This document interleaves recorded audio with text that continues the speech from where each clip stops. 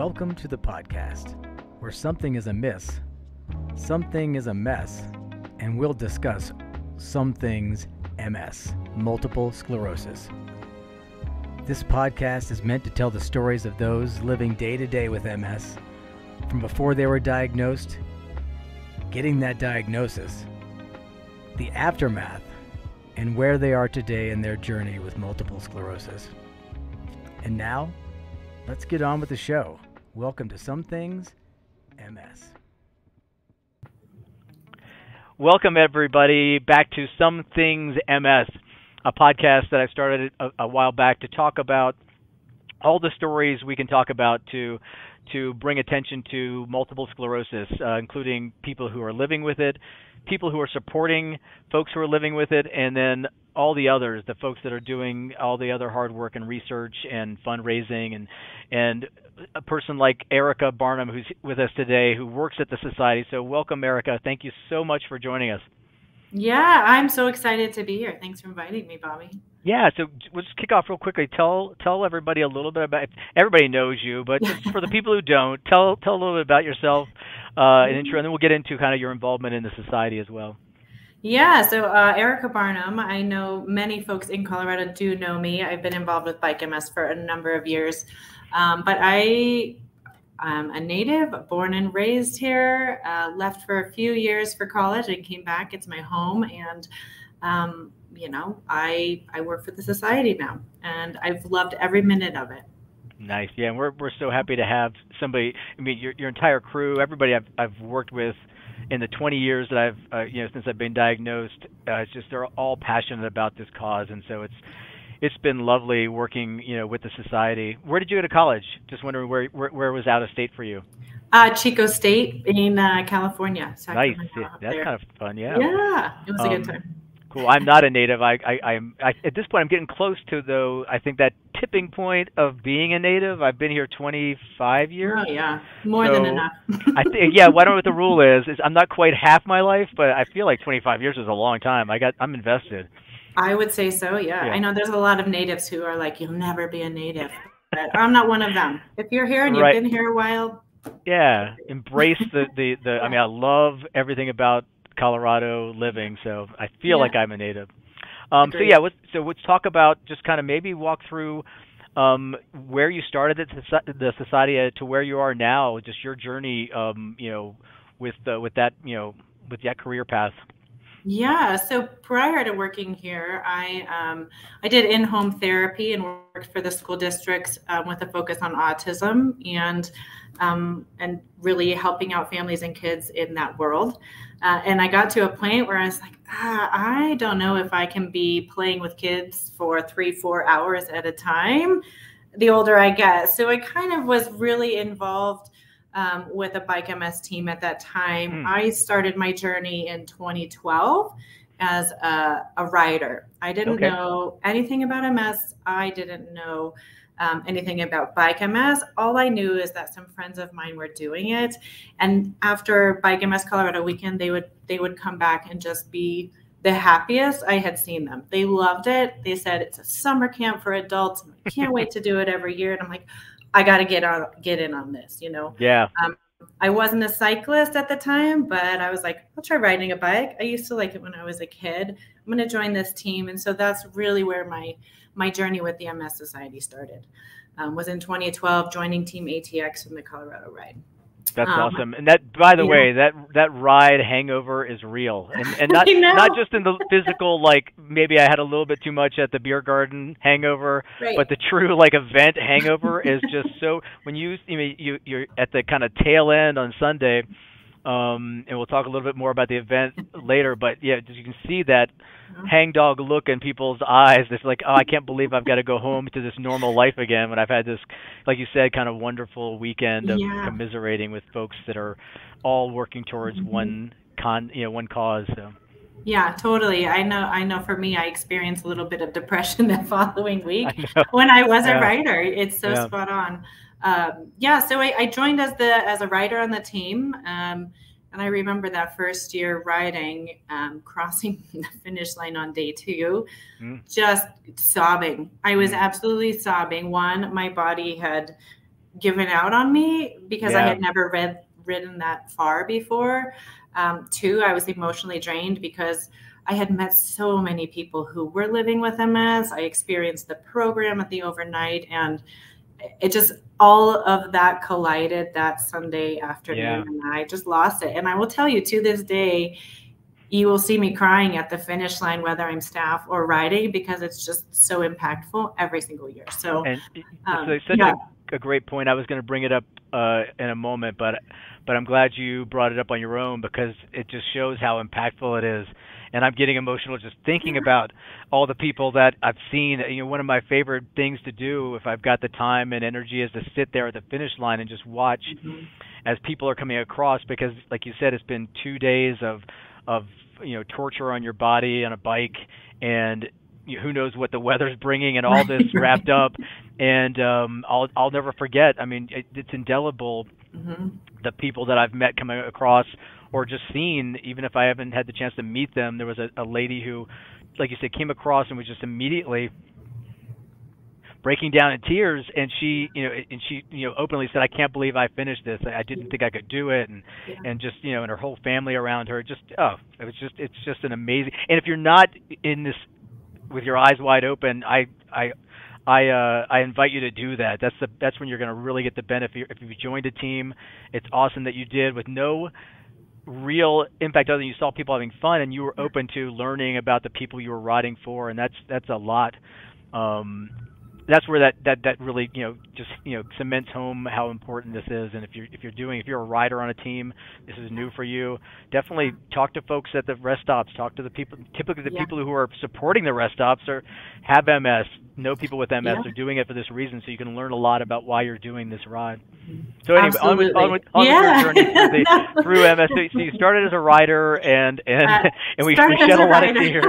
Yes, started as a rider, got highly emotional, and then a few years later, I took over that team, and so I got really involved in fundraising and planning events and making it just super fun for people to become involved with the MS Society through Bike MS.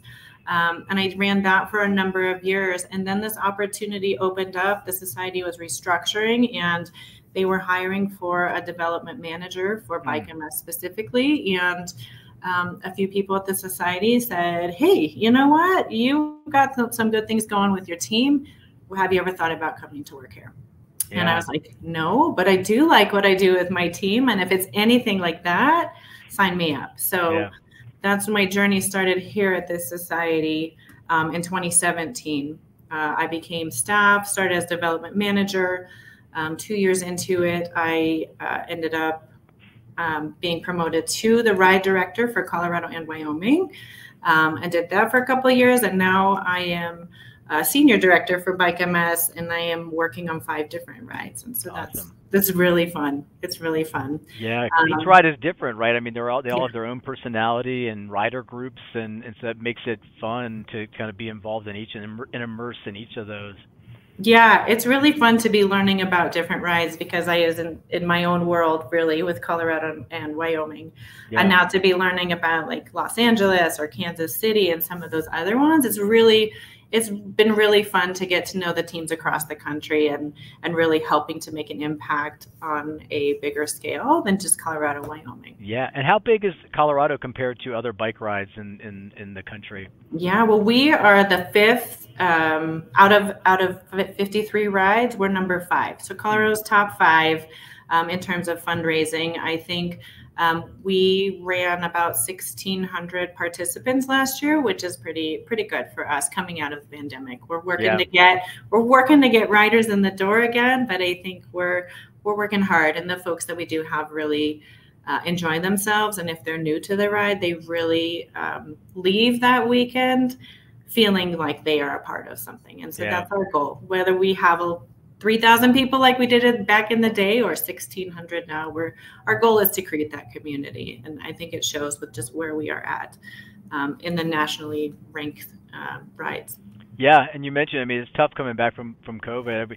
As a team, I felt like we did a good job, and I know a lot of other teams did a good job at just holding on to folks during that time, still engaging, still, doing the hard work to, at a time when people were struggling and it was tough. And we talked about this, in the moment, like how do we go about asking for money when people are out of work? People are, just there's an entire country kind of in this, area of concern that, we were able to navigate it and come out and stay pretty strong and just kind of immediately bounce back. Yeah, and it was a struggle for us too as staff because, we felt that as well. We had mandatory furloughs and layoffs, and we're struggling too, trying to say like, we still need your support, even though everyone is struggling, some more than others, unfortunately. And so I think it all came back to like the mission and our community that we built here, specifically in Colorado. I mean, you all rallied and it was amazing. And I will say we did Bike MS, and it was basically online through Facebook. And even though we weren't all in person that year, the people that were posting and the people sharing videos and their stories, I left that day feeling like we were at a team village at our overnight, because just this community is so strong that I felt like I was there with everybody. So I think that's what it came down to, right? Like the people were connected and we know what we're here for. Yeah, I mean, it's a testament to how dedicated most of the folks involved are for the cause, that it really is, means enough that you find a way, you find a path during that hard time to keep the message out there and keep it going. Absolutely. So obviously you've been doing this a long time now. You said you started kind of with no idea of what this was, but talk a little bit about personal connection now. I mean, again, a lot of people, but what's your personal connection to MS? Yeah, I know a lot of people who are living with MS. And then somewhere along my journey here is actually 10 years ago. My little brother was diagnosed with MS. And so he was a new dad at the time. He had twin boys who I think were, I want to say around 9-10 months old. And he woke up one day and he just collapsed out of bed. Rushed him to the hospital, trying to figure out what was wrong. And, looking back on his diagnosis, a lot of people aren't diagnosed very quickly, which is really unfortunate. But for him, they were able to diagnose him within the went from going to being a typical dad and playing and running around to he couldn't walk. He had to have leg braces. He had to have a cane. He had to have special glasses made. And so it made a really big impact on his life very, very quickly. And the only symptoms he had prior to it were he had some numbness in his legs, but he's 6'7" and he installs and does hardwood floors for a living. And so he just attributed that numbness to being bent over all day and installing floors and doing this and that. And so he didn't think much of it until he just was rendered completely immobile, and the test showed. And likely, I mean, even if he had some inclination, it wouldn't have been like we could have stopped it in its place. We just, likely whatever was in motion was in motion. And that's the weird thing about this nutty disease, is that you do attribute, it's like, oh, my arm's numb. Maybe I did something or whatever. Right. The symptoms can be so subtle to start with that you're rarely like immediately going from, oh, this is probably MS because I've got a numb finger. You're like, no, right. I bumped my elbow, or I slept weird, or whatever. You rationalize, I haven't had enough sleep. That you rationalize out these symptoms before they're all put together, and it's such an important note in that it takes sometimes a long. I mean, you've known a lot of people. I know a lot of people that it can be years in diagnosing and being able to really attach some measurable action to combating the disease. And how's he doing? With his disease these days. He's doing all right, and he very quickly found. He reached out to the MS Society and got some support through us here. He also was able to do stem cell treatments, and it just the timing worked out perfectly for him, where he had just had an infusion, and then he went to Florida and they did stem cells directly from himself. And within 2 weeks, he was able to walk without a cane and the leg braces. and not to say he's like walking like he used to prior, but he's maintaining and he still continues to walk without that support. So, I mean, he's doing well on his journey. He isn't progressing any further, but he's just maintaining. And so that for him is a big win. Yeah, just which, how do you feel about, like, you started, it's been a number of years now, just the progress that's been made in options. Just love your take on that. We've talked about it a number of times over the course of my podcast, but just love to hear your take on it. Yeah, I think since I've been here, just in 6 years, there have been so many medications approved. Like, look at Ocrevus. That is a huge one that was approved. The first oral form of treatment was approved, which is a big deal. And I think there's a lot of research now going on to work on that. What can we do for folks with that progressive form of MS? Because we have a lot of options out there for the relapsing remitting MS, but really that progressive form is where the research, I feel, in my opinion, is where we are focusing a lot in on, as well as finding that cure, right? I mean, I think, in the last 2 years, we've changed our mission statement, and this is the first time we've ever actually had cure in it. So that's awesome, exciting. Yeah, just right there, it tells a lot about where, kind of the advancements, and when you can point your vision, not that cure is in the next year, but hey, it's a part of the vision statement now. It's attainable, and that's just it's outstanding. It's outrageously exciting for folks who are living with MS. To kind of hear that positive statement coming out. You mentioned resources. Just want to roll it back a little bit. Just maybe talk a little bit about, for people who don't know, because sometimes they get lost. You don't really kind of get the full breadth of what the society, individually, as in localized areas, or even as a whole, provides a person living with MS. Maybe just top of mind what we should be looking for to use and take advantage of. Yeah, I mean, I think the most visible is our fundraising events, right? We have, specifically in Colorado, we have bike, we have a bunch of walks, we have hike.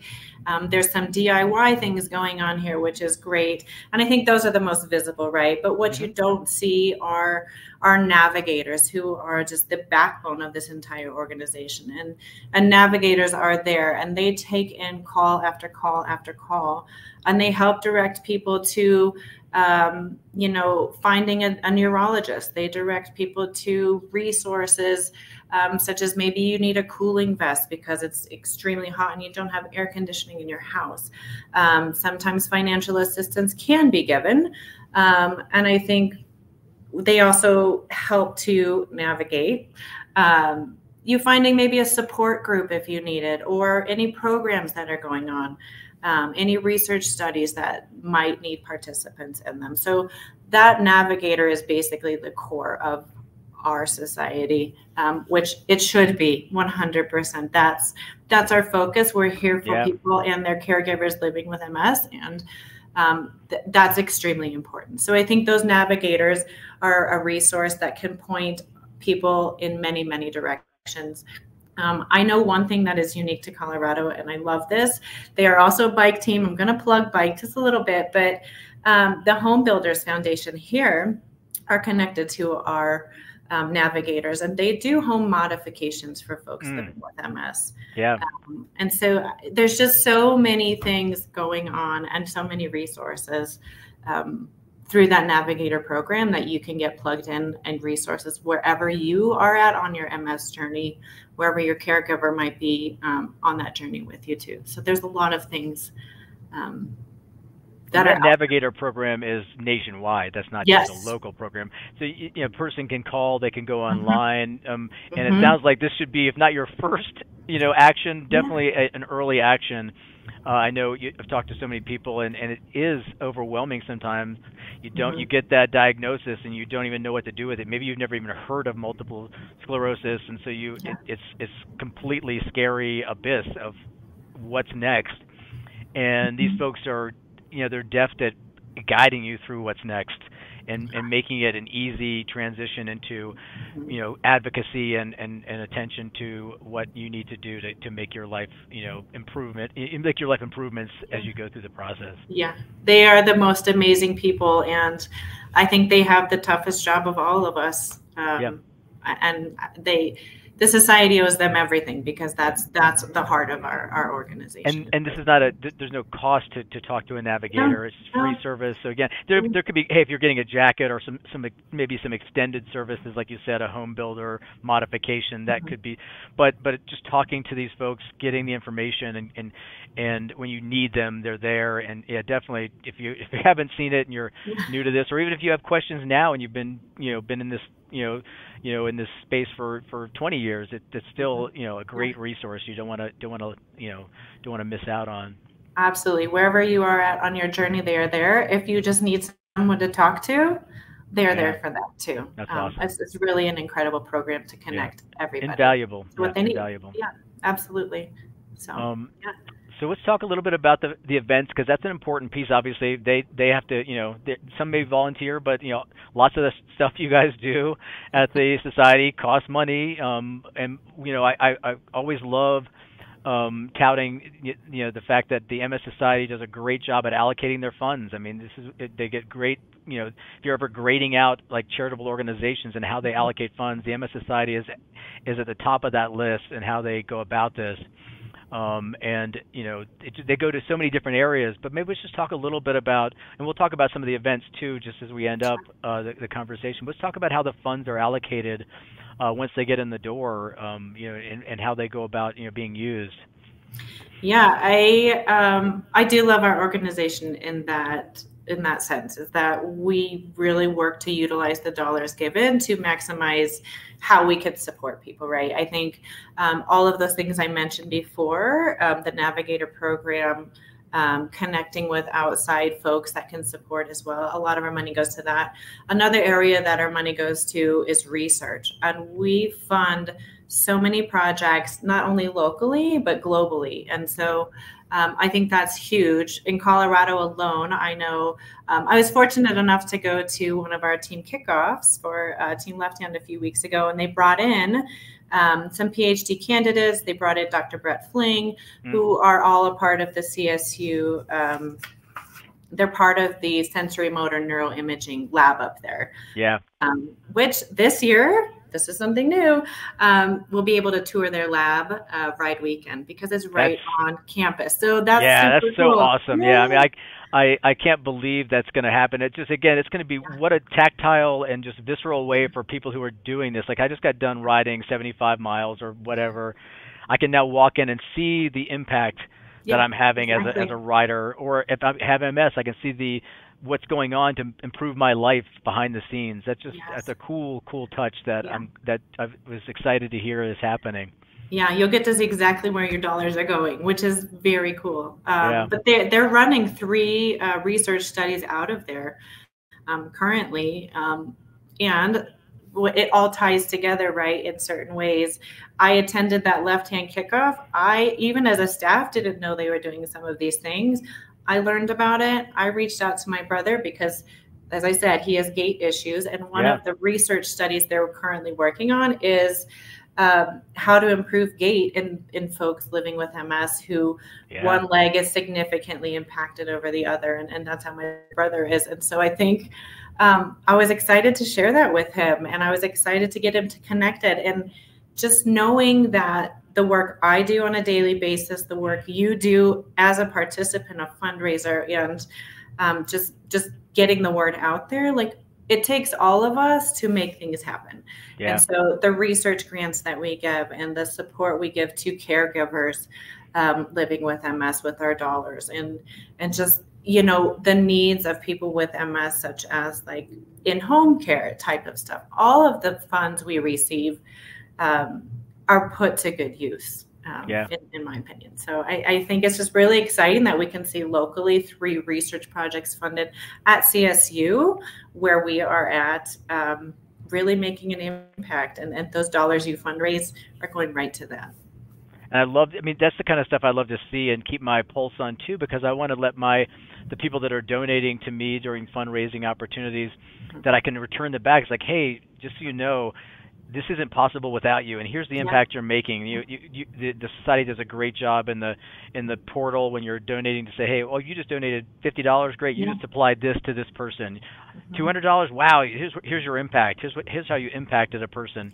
But even so, it's good to have that kind of other information to pass along when you're thanking your donors, when you're doing a wrap up at the end of the year, to say, we raised X amount of dollars this year with your help, and not only did you do this, but I learned that there's some research going on that's going to help, and directly do this, and helped here, and just all this information is so valuable that I'm glad we have the ability to see it and hear it, and again, the dollars that the MS Society has, they use very judiciously and in such great ways. It's really proud as a person representing the organization. I feel proud being able to say that, and how it's being, how they go about doing it. So.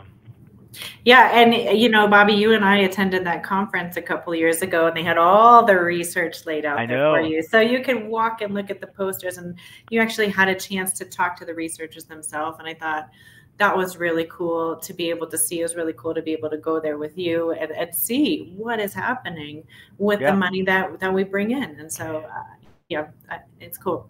Yeah, and like you said, there was at least 50 different. Scientists, PhD students, doctors, whatever, all these folks who are there with varying, ideas and things that they could use. And it might not, it's not always like it's not all about, hey, this is a cure, this is a cure, this is a cure. It's sometimes micro research that's going to build to a bigger thing, and just all of it. And just all these passionate people around this thing that working towards it. It was, like you said, it was an incredible part of that conference to be there and see all those different aspects. Yeah, and they all lead to something good, I think, right? Like you said, a cure, but we've got to research all these different ways to actually get to that. So it was very eye-opening for me. You bet. Yeah. And so let's talk about the events then. Obviously Bike MS is a big one here, but there are other events. But let's talk a little bit about Bike MS, and then maybe some of the others that are definitely happening this year, and how they're going. Yeah, well, Bike MS is my favorite event. If you haven't gathered, starting as a writer and becoming staff on it, I just love it. It's a 2-day event, and it starts here in Westminster and goes all the way to CSU in Fort Collins. And there's a myriad of ride options. Like you can pick a 30-mile route, you can pick a 50, you can pick a 100-mile, whatever you're feeling that day.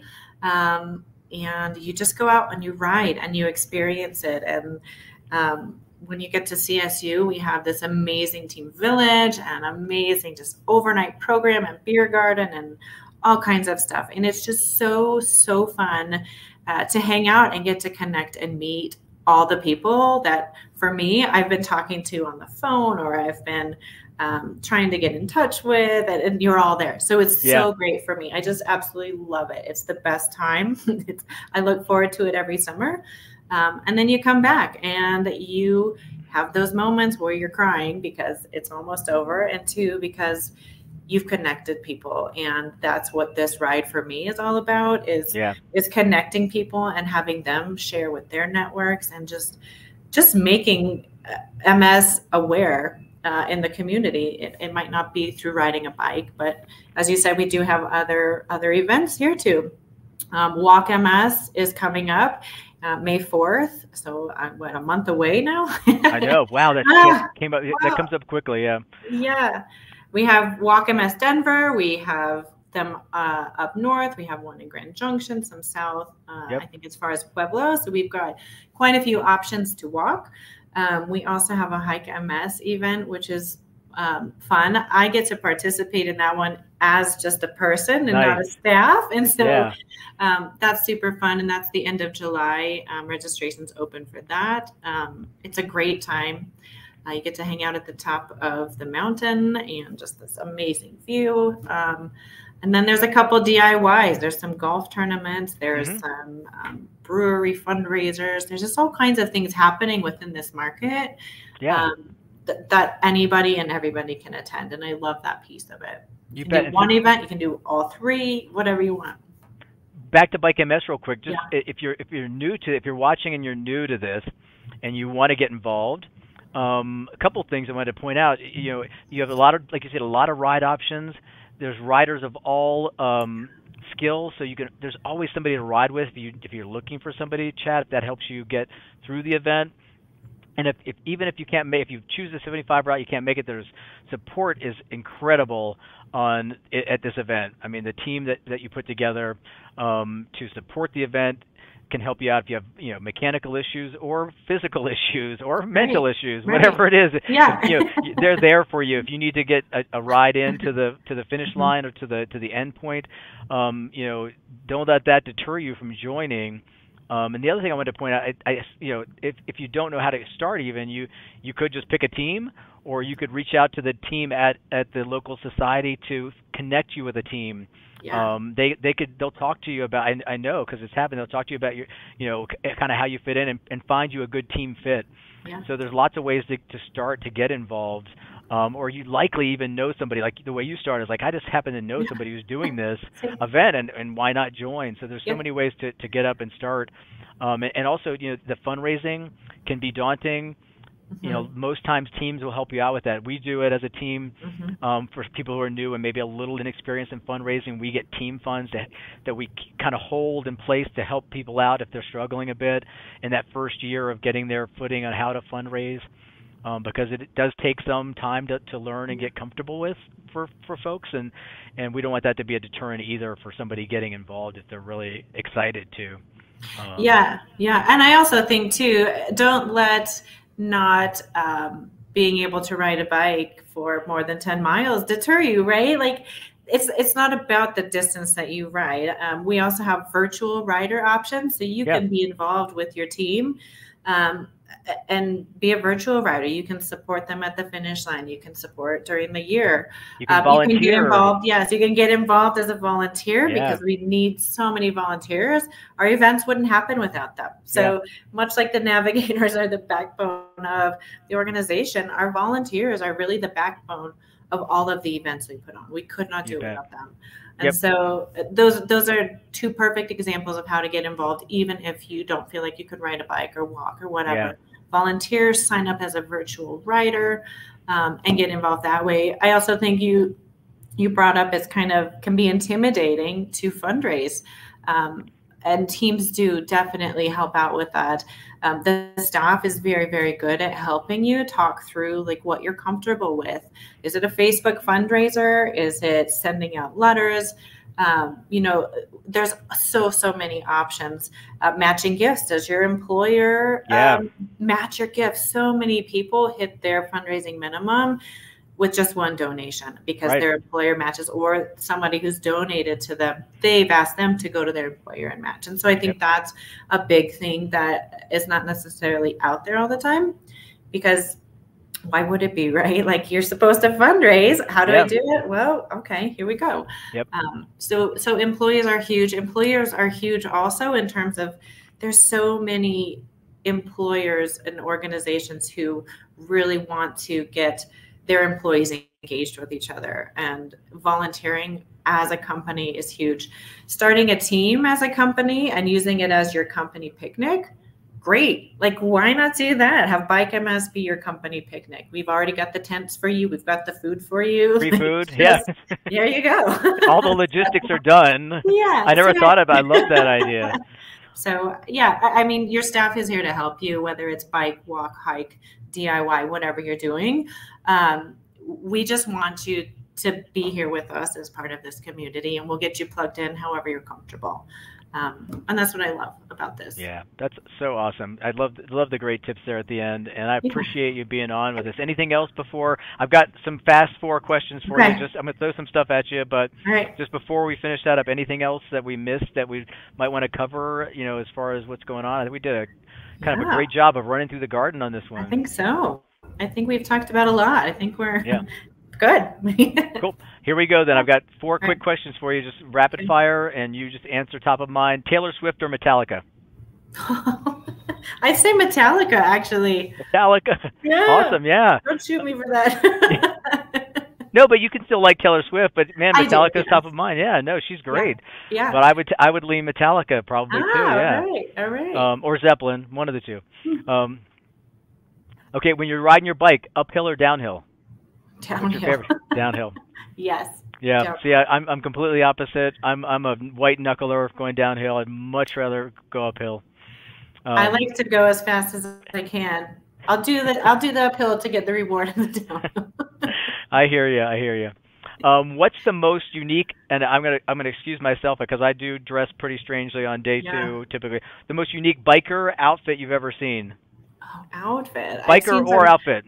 I've seen some pretty intense hairdos. I've seen. Okay. Like mohawks or? Yeah, like half your head shaved, half your beard shaved. Like, I've seen that guy. Yeah. That's probably the one that has stuck out to me from day one of my journey. I've never talked to this fellow, but I assume it's a fundraising. Yeah. It's a fundraising thing where he shaves off. Yes. I mean, we're not talking about like I've got scrub. This guy has a full like Santa Claus beard and that's shaved his off, hair out. and his hair is grown out, so it's like opposite, like this, like checkered effect going on in his face. I think he's even like carved. That's the wrong word. Hopefully he's not. Like shaved. He's shaved. Like I think maybe when you're like CSU in it or something. Yeah. But he gets creative with his fundraising. He surely does. My favorite is always the guy that rides the giant penny farthing, the bike with the big wheel and the small wheel. Yes, from Samuel Engineering. Oh my gosh. Just the fact that he rides, and he's not riding the 30-mile route. This dude is doing the entire ride typically on this giant crazy bike. Yes. Going up and downhill and all in one gear. In one gear. It's crazy. Yeah. Amazing. Yes, amazing. Finally, what's your favorite left-hand beer? I like actually they have an Irish red, which is really good. Yeah, I don't think I've ever seen an Irish red. Is that a legacy or is it new or? Well, they had it last year and I haven't seen it since. So, but my new favorite, which is seasonal, is the chai milk stout. Okay. Chai milk stout, good. Yeah. So far, overwhelmingly, people are the milk stout is it's number one. I mean, it's a solid beer. And again, to point out, they have a great team. It's a national team. They support us locally with in-kind donations and fundraising, obviously. So we always appreciate talking about them and uplifting them as well. Absolutely. Cool. Yeah, they do it right. Well, they surely do. Thank you so much, Erika. I appreciate having you on and all the great information we got out here. Thank you all for listening and watching, if you're doing that. And we'll see you next time on Some Things MS. Take care. Thank you. Bye. Bye.